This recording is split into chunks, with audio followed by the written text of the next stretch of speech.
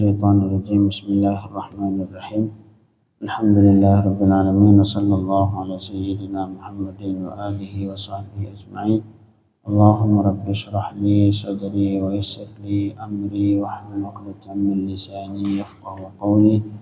اللهم ربي زدنا علما وارزقنا فهما. اللهم علمنا ما ينفعنا وانفعنا بما علمتنا. اللهم فقهنا في الدين وعلمنا التأويل برحمتك يا أرحم الراحمين.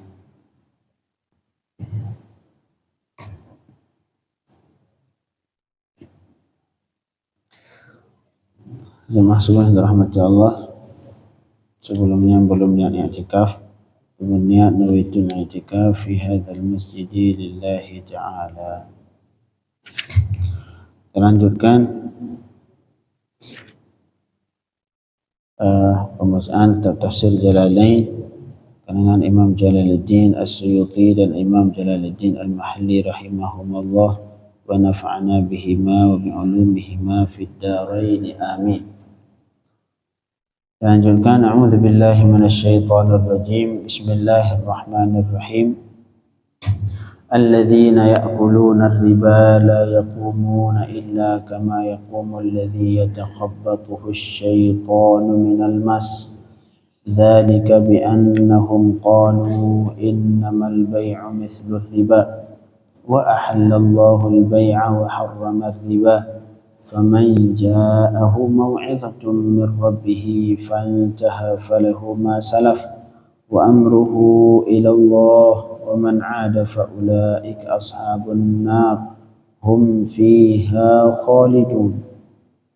بسم الله الرحمن الرحيم. الذين يأكلون الربا أي يأخذونه لا يقومون إلا كما يقوم الذي يتخبطه الشيطان من المس. Insyaallah, alladzina ya'kuluna riba, orang-orang yang makan riba. Riba artinya ziyadah, tambahan. Seperti yang kita sebutkan di malam kemarin, riba ada kalanya terjadi di transaksi jual beli, ada kalanya terjadi di transaksi utang piutang. Kalau yang transaksi jual beli apabila terjadi jual beli antara makanan dengan makanan atau antara mata uang dengan mata uang. Nah, kalau mata uang dengan mata uang yang sejenis, supaya terbebas dari riba, misalkan dolar, rupiah, pengen nuker, disyaratkan supaya terbebas dari riba 3 hal. Yang pertama hulul, tidak boleh disyaratkan waktu. Yang kedua taqabud, harus serah terima barang di tempat terjadi akad. Kemudian yang ketiga harus tamatsul, harus sama. Kalau 1 juta dengan 1 juta. Sedangkan kalau beda jenis, misalkan uang rupiah dengan dolar ataupun rupiah dengan emas, supaya terbebas dari riba disyaratkan 2. Yang pertama tidak boleh disyaratkan waktu. Yang kedua harus serah terima barang di tempat akad. Nah, itu supaya tidak terjadi riba. Adapun makanan dan makanan juga sama, apabila ada kalanya sejenis, ada kalanya berbeda jenis, sama seperti syarat tadi. Kalau makanan yang sama, beras dengan beras, misalkan itu disyaratkan 3 hal. Sedangkan jika beda, misalkan beras dengan jagung, beras dengan garam, di situ disyaratkan 2 syarat tadi supaya terbebas dari riba. Adapun riba yang terjadi di utang piutang, yaitu riba yang terjadi karena ada tambahan ketika mengembalikan tapi syarat. Kalau itu disyarat dalam akad, jadi ketika akad ini saya pinjemin 1 juta tapi syarat nanti bayarnya harus 1,5 juta. Nah, ini baru riba. Adapun kalau tanpa syarat, tanpa ini saya utangin 1 juta, tiba-tiba dia nanti ngembaliinnya 1,5 juta ataupun 1,1 juta, ambil saja, itu halal, itu bukan riba. Jadi kata Allah, kemudian di sini ulama menafsirkan ya'kulun ay ya'khuzunahu, artinya mengambil riba. Entah jangan nyari hilah. Sebagian kita, Ustaz, mohon maaf, saya enggak makan riba, saya ambil itu riba. Kemudian saya enggak makan, saya bikin rumah, saya beli mobil, saya beli pakaian, sama aja semua. Ya'kulun enggak harus makan, artinya ya'khuzunahu, mengambil. Siapa saja yang mengambil riba, walaupun dia memakainya bukan makan, jadi nggak harus makan. Jadi sesuatu memakan uang haram, ketika disebutkan makan uang haram itu nggak harus makan. Misalkan kita ambil barang orang lain, kita korupsi misalkan, oh ini uang korupsi, saya nggak mau makan karena yang haram makan. Terus mau diapain? Saya beli mobil, beli bensin buat mobil, ataupun perbaiki mobil, beli HP. Kadang-kadang ini uang panas, jadi uang panas nggak boleh makan, jadi pakai buat yang lain, beli perabot rumah tangga, bayar karyawan, sama aja. Jadi nggak harus dimakan masuk ke perut, tidak. Jadi makan uang haram artinya memakai uang haram. Termasuk di sini alladzina ya'kuluna riba, orang yang makan riba. Makan artinya ya'khudunahu, mengambil riba. Wadat tentang pemakaiannya bisa jadi bikin rumah, bikin beli perabotan rumah tangga, sama semua hukumnya, sama seperti memakan. Apa kata Allah balasan untuk orang makan riba? La yaqumuna illa kama yaqumu alladhi yatakhabbathu asy-syaitanu minal mas. Mereka itu nanti tidak bangun, tidak bangkit dari kubur mereka di hari kiamat, melainkan seperti bangunnya orang-orang yang dirasuki syaitan. Bagaimana orang yang dirasuki syaitan? Minal mas artinya akan gila. Mas artinya al-junun. Jadi orang itu sama persintar ketika dibangkit oleh Allah dalam keadaan gila, seperti halnya orang kerasukan syaitan. Orang kerasukan syaitan itu ngomong gak jelas, kemudian kelakuannya gak jelas, artinya tanpa sadar di luar nalar. Inilah, jadi dia tidak bisa membedakan yang mana yang benar, yang mana yang salah, yang mana jalan yang menuju surga, yang mana jalan yang menuju neraka.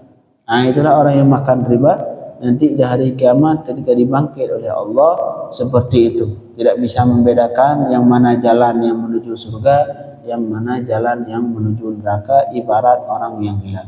Allah yahfazna anil junun fil qiyamah. Kita jangankan di hari kiamat gila di dunia, kita berharap ya Allah kita jangan sampai gila sama sekali di dunia.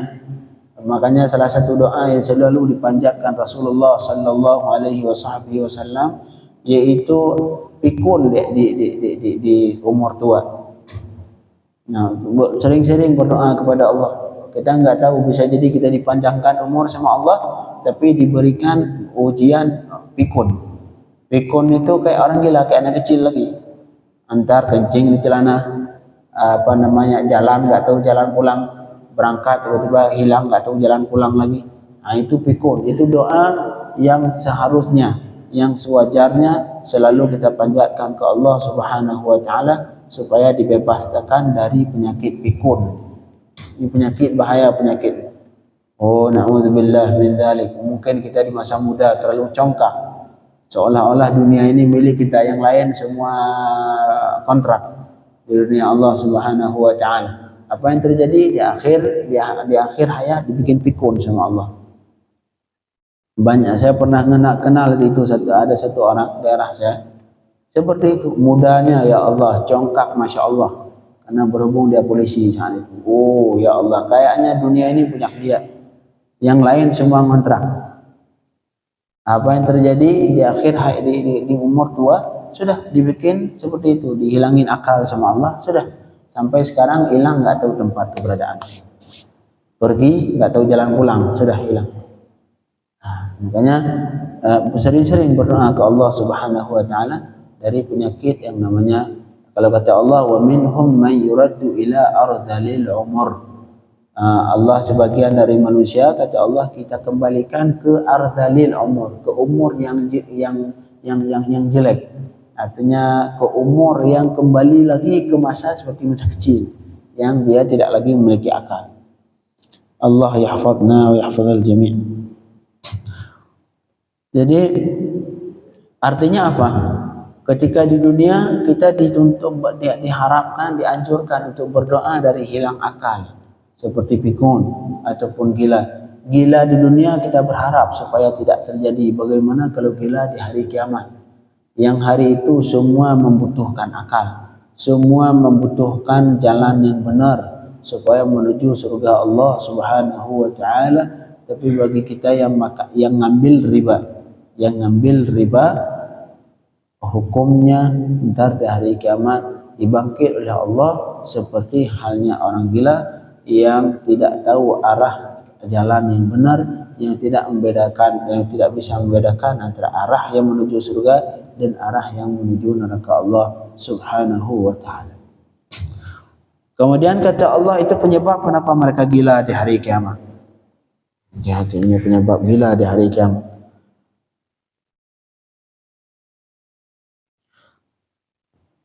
Dzalika bi'annahum. Jadi ancaman kalau kita lihat di Al-Qur'an, kayaknya ancaman untuk ancaman gila di hari kiamat cuma ini, riba. Ya kan banyak maksiat yang lain, tapi ancaman tidak seperti ini. Ini ancaman makan riba khusus nanti dibuat gila sama Allah. Nanti dia dibangkit dalam keadaan gila. Na'udzubillah min dzalik. Dzalika bi'annahum. Kata Allah Subhanahu wa taala,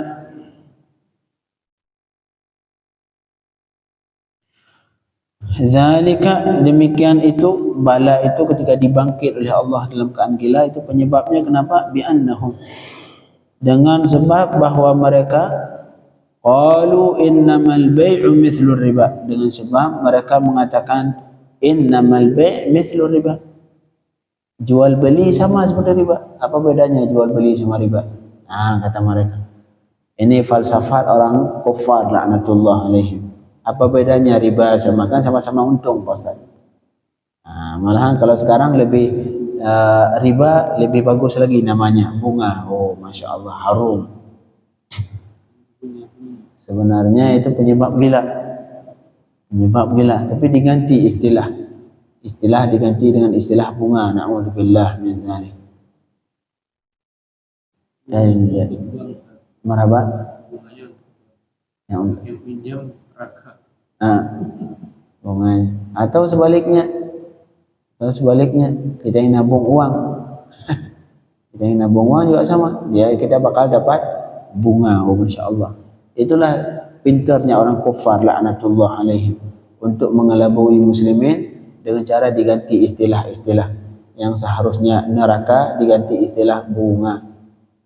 Na'udzubillah min dzalik. Supaya semoga kita enggak tertipu dengan istilah yang seperti itu. Ini sama persis. Jadi istilah-istilah itu dari dulu sudah ada. Dari masa jahiliyah sudah ada. Kata mereka innamal bai' mithlur riba. Itu jual beli sama persis seperti riba. Sama persis, kenapa? Karena sama-sama untung. Apa bedanya jual beli? Kalau jual beli barang, ntar kita ambil untung. Ini ngutangin ngambil untung. Ini falsafat orang kufar. Mereka mengelabui muslimin dengan pemikiran seperti ini. Kalau sekarang dengan bahasa yang baru. Dengan cara yang baru. Enggak lagi seperti ini. Apa kata mereka sekarang untuk riba? Oh, untuk riba sekarang dibolehkan, Ustaz. Kenapa dibolehkan? Karena riba ini untuk mengangkat perekonomian. Karena kalau enggak ada riba sulit perekonomian bakal tumbuh. Padahal sebenarnya yang terjadi apa? Yang terjadi dengan riba, yang kaya yang punya bank. Yang kita ini, yang bawah-bawah ini, rumah disita, tanah disita.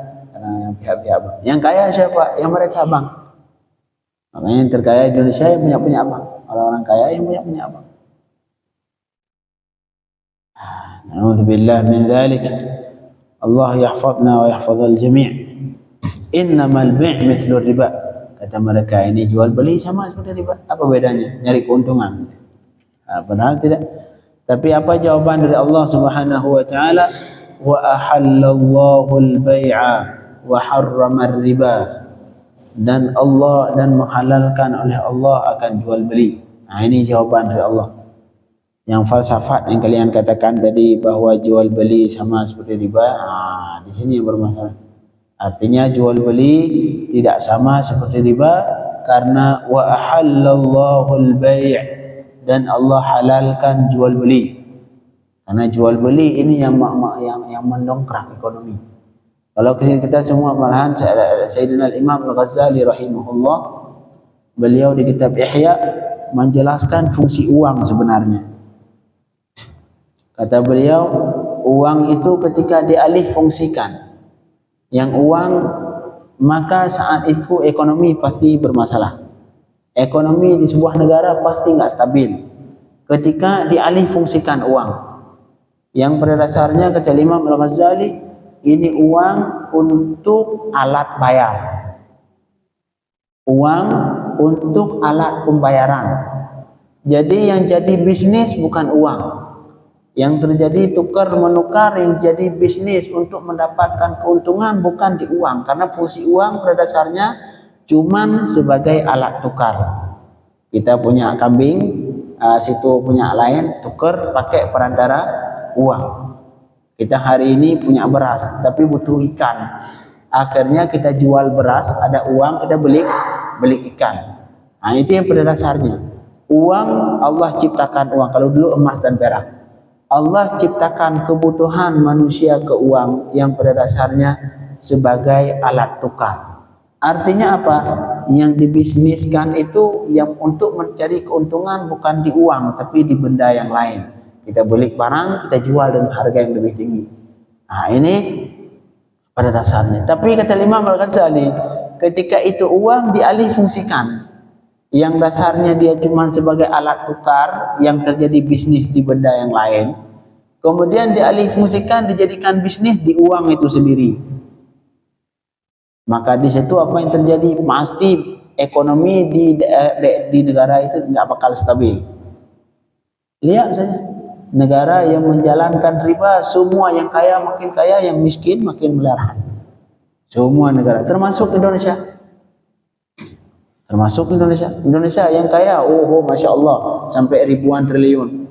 Yang miskin nggak ada nasi buat makan siang. Nggak tahu, mungkin ke depan pas Presiden Prabowo dikasih nasi gratis. Wallahu a'lam. Artinya ya seperti itu. Kesenjangan ekonomi itu terlalu jauh. Penyebab kenapa? Karena riba itu tadi. Jadi apabila uang dialih fungsikan, yang dasarnya uang untuk jadi alat tukar, dijadikan bisnis di benda yang lain, perantaranya uang, maka ketika di uang itu sendiri dijadikan bisnis, artinya ngasih 100 dapat 110. Ngutangin bunga, bahasa istilah bunga sebenarnya neraka, na'udzubillah. Maka saat itu ekonomi pasti rusak. Ekonomi enggak bakal stabil, enggak, mustahil stabil. Pasti rusak ekonomi. Yang kaya semakin kaya, yang miskin semakin melarat. Karena yang miskin ini tidak bakal mungkin kaya, enggak mungkin dia bakal kaya. Sekarang di Indonesia, paling sulit kalau miskin itu sulit benar untuk naik pangkat. Bapaknya miskin, ntar anaknya miskin lagi. Kenapa? Yang pertama pendidikannya nggak terjamin, kemudian anaknya gitu lagi, ntar cucunya gitu lagi. Jadi kalau miskin, ujung sampai berapa keturunan miskin. Yang kaya semakin kaya terus. Itulah yang terjadi ketika tidak menjalankan wa ahallallahu al-bai'a wa harrama riba. Sekarang orang yang punya uang nggak lagi kerja sekarang. Yang punya banyak uang apa? Ngambil uang 110 triliun, taruh di bank deposito, selesai. Apalagi dia kerja? Akhirnya ketika dia nggak bekerja, otomatis nggak butuh karyawan, banyak pengangguran. Tapi kalau itu uang tidak mungkin dihasilkan dengan cara bunga seperti itu. Uang 10 triliun, uang 10 miliar, mau tidak mau kalau pengen dapat keuntungan, dia harus bisnis. Nah, di situ pasti dia butuh karyawan. Akhirnya membutuhkan menciptakan lapangan kerja buat orang banyak. Tapi sekarang orang kaya sekarang ngapain? Ambil uang 100 miliar, taruh di bank sudah. Taruh di bank deposito, makan uang bunga itu tiap bulan cukup. 100 miliar, berapa itu bunga? Bisa jadi sampai 1 miliar misalkan. Sudah, apalagi dia setiap bulan 1 miliar. Mau ngapain? Tidur aja sudah. Nah, akhirnya apa yang terjadi? Manusia yang lain nggak dapat pekerjaan. Nah, itulah ketika. Tapi kalau misalkan sebaliknya, cara berpikir manusia masih benar, tidak menjadikan bisnis di uang itu sendiri, mencarikan keuntungan di uang sendiri dengan membisniskan uang. tapi membisniskan di benda yang lain. Nah, kalau tidak ada bank misalkan, ataupun bank yang tidak mencari, yang tidak membuat seperti itu, akhirnya dia terpaksa punya uang 10 miliar, ini mau diapain untuk bertambah uang? Mau tidak mau harus bisnis. Nah, saat itulah dia butuh karyawan, butuh yang bikin toko, butuh karyawan banyak. Disitulah terbuka lapangan kerja seluas-luasnya buat orang lain. Makanya sekarang kenapa paling sulit jadi pekerjaan? Banyak sekarang S2, kemarin saya baca di koran, di berita. S2 nggak dapat kerja. S2, lulus S2, nyari kerja sulit. Nggak ada pekerjaan. Berapa banyak sekarang S1 pengangguran, sarjana pengangguran, Masya Allah, nggak bisa dihitung. Ini penyebab kenapa semua? Karena uang tidak lagi diputar. Uang ditaruh di deposito, selesai. Karena dia sudah merasa bahwa kerja itulah dengan membisniskan uang dari hasil bunga. Semoga suatu saat Allah menghilangkan hal-hal yang bunga-bunga, walaupun enggak di zaman kita, di zaman anak kita, sehingga Muslim maju kembali yang tidak pernah membisniskan uang, tapi justru mengembalikan fungsi uang yang seharusnya, yaitu cuman sebagai alat tukar, bukan sebagai alat yang dibisniskan itu uang. Amin ya rabbal alamin. Kata Allah, wa ahallallahu al-bai' wa harrama riba. Dan Allah menghalalkan jual beli dan mengharamkan riba. Haram riba. Kemudian kata Allah Subhanahu wa taala, ini bagi orang yang sudah melakukan riba, Ustaz, bagaimana? Ada solusi, Ustaz. Saya sudah pernah makan sebelumnya, gimana? Apakah saya dosa besar? Ntar saya bakal dibangkit di hari kiamat dalam keadaan gila. Tunggu dulu. Faman ja'ahu mau'izatun min rabbih. Maka siapa saja yang datang kepadanya, artinya yang sampai kepadanya peringatan dari Allah, dari Tuhan. Kalau sampai peringatan, jangan, karena itu hal yang bertentangan dengan syariat Allah Subhanahu wa taala, berusaha tinggalkan. Kemudian fantaha, dia berhenti. Siapa saja yang datang peringatan dari Allah, kemudian dia berhenti, tidak lagi makan riba, tidak ada lagi istilah deposito yang makan cukup dengan bunga, enggak ada, enggak cukup. Fantaha falahu ma salaf. Siapa saja yang datang peringatan dari Allah, kemudian dia berhenti, falahu ma salaf, maka yang sudah. Nah, kalau di sini sebelum larangan, karena dulu sahabat itu, jahiliyah itu salah satu penghasilan uang lewat riba. Itu tradisi jahiliyah, termasuk salah satu sahabat Rasulullah, Sayyidina Abbas kalau nggak salah. Sayyidina Abbas, beliau itu salah satu kalau sekarang bisnisnya rentenir lah. Ngutangin sama si A ngambil lebih, ngutangin ngambil lebih. Itu bisnis beliau dulu sebelum larangan riba. Kata Allah, siapa saja yang datang peringatan dari Allah supaya tidak makan riba, tidak ngambil riba, kemudian dia berhenti, falahu ma salah. Kata Allah, yang dulu sebelum kita larang, Sayyidina Abbas, sebagian sahabat yang bisnis rentenir itu, ya sudahlah, falahu ma salaf, maka baginya apa saja yang telah lewat. Kalau yang sudah lewat, ambil saja, sudah selesai. Artinya la yastariddu minhu, enggak usah ngambil lagi. Kemana riba, ngambil. Enggak jadi, enggak. Kalau yang sudah lewat, sudah. Kalau yang sudah pernah melakukan sebelum terjadi larangan, kata Allah, sudah dimaafkan. Wa amruhu ilallah, dan urusannya itu kepada Allah Subhanahu wa taala. Insyaallah Allah memaafkan sebelum adanya larangan. Apapun yang mereka lakukan dari sahabat dulu, bisnis sahabat, ini bisnis mereka dulu. Bisnis mereka sebelum ada larangan. Sebelum ada larangan riba, bisnis mereka. Tapi apa yang terjadi? Semua mereka berhenti ketika mendengar haram. Semua berhenti. La ilaha illallah. Wa amruhu ilallah, ketika dia berhenti urusannya ke Allah, sudah diserahkan ke Allah, insyaallah Allah memaafkan. Tapi wa man ada, ini yang bahaya.